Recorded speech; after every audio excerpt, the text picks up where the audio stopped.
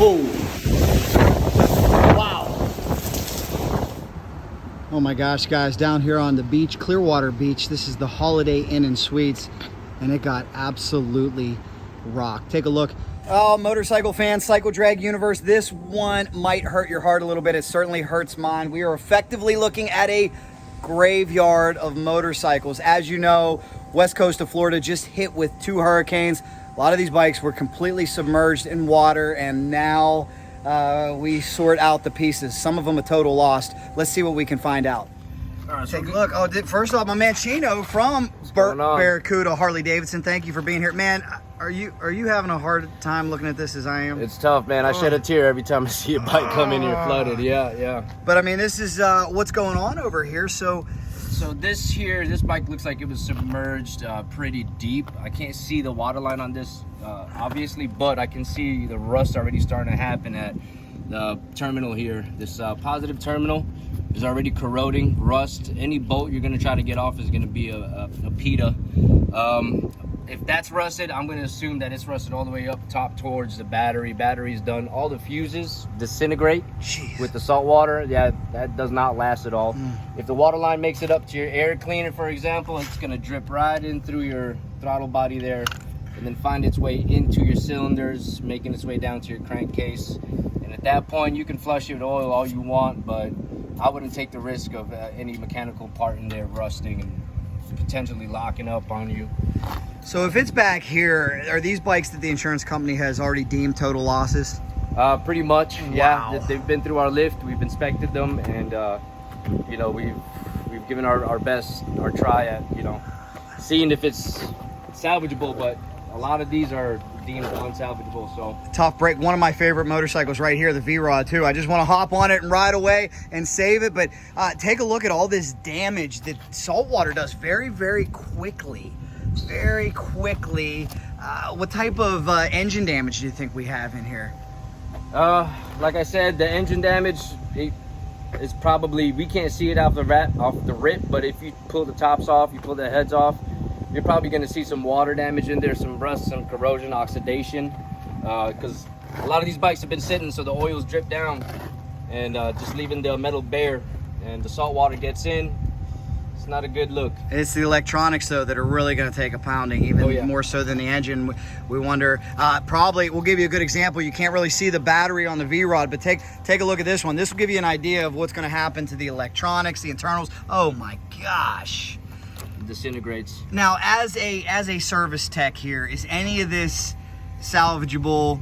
And maybe let me preface that in that we know everything is salvageable with the great motorcycle guys. Any of it worth with the hours you'd have to put into this? Well, safety being our number one concern. If it's been flooded, I wouldn't trust the integrity of the component anymore. I wouldn't even try to sell it or put it on another bike, just because, you know, it's 2 wheels, not 4. So that's true. This is one of these things I told you, a lot of drag racers would probably be interested in these for parts, but if you're a guy that's going to buy this bike and then try to put hundreds and hundreds of miles on it and rely on it not to strand you're really going to have to go through a process of working the bugs out. What's the first thing you recommend to somebody if their bike went underwater and they're not sure?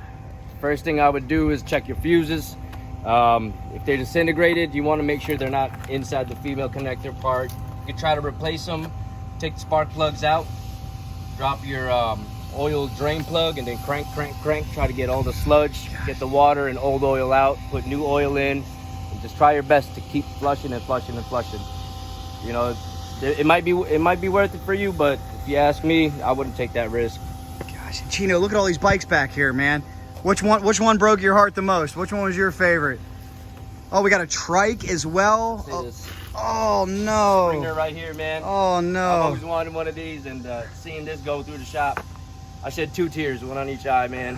Yeah. So everybody's going to wonder. I know you don't know the exact answers, but is it assumed if it's a total loss, then the insurance company comes in and takes it, or is it available for sale for people? From what I understand, they take it and send it to the junkyard, man. Probably get steamrolled. Yeah. Good Lord, hate that, man. People lost so much down here. They lost their homes, which is most important. And then just on top of it, we know how much guys love motorcycles down here. To lose your motorcycle, that is tough. So really appreciate Bert's taking care of everybody. I know that Bert is doing the best job he possibly can, as always, working the best deals. And, you know, hey, if these bikes are salvageable, what is the hardest decision for you to make when somebody comes in and you start going through that checklist of, is this salvageable or not? When you see one that's like borderline, what is the toughest criteria that you go through there to figure out whether or not it's worth saving? Basically, if I would put myself on that bike for a test ride, if I don't feel it's safe for a test ride, I wouldn't go and send it out for the person to go ride it themselves. But as far as mechanically, if they really want to salvage that bike, we'll do everything we can to try to get her running for you. But at the end of the day, it's your safety, and we make sure that the customer understands that it's, you know, it's at their own risk if they really want to try to salvage the waterlogged bike. Yeah. It's up to you guys. It's tough. It can be a real mess, especially with, you know, what a lot of these guys have invested in these Harley-Davidsons, and some of them not even paid off. Look at this beautiful bike right here. Oh my gosh, beautiful 114. I mean, you're talking this bike when it was brand new. You'd know better than me. What's the ballpark price on this? 30. Brand new. It's about a $30,000 bike, brand new, and look what we got dealing. Oh, see, that's that main fuse I was talking about. It's complete disintegrated. Fell right off when I took that cover off. This is tough to see. Yeah. This is tough to see, guys. Let us know down below your comments, your tips, what you would do if you ever had a motorcycle go underwater. And not just any water, like we said, salt water, in many cases, very destructive. Unfortunately, when it comes to water, a wise man gave me a quote that is so true. Water's undefeated. Yep. Water has never lost a battle, and we all found that out. It was pretty scary here with Helene and Milton. The big thing is everybody survived, everybody's okay. Now we hope that people can salvage their homes, but on top of that, a whole lot of motorcycles out here and a whole lot of damage. Hate to see them like this, but if any of you have had experience with this, leave your thoughts down below. And if any of you want a professional opinion, you can get here to Bert Barracuda Harley-Davidson.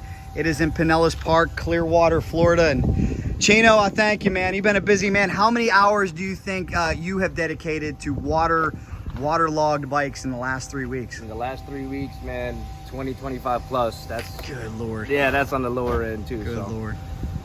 It's part of the job, you know. It's unfortunate, but it's part of the beast of living in Florida, right?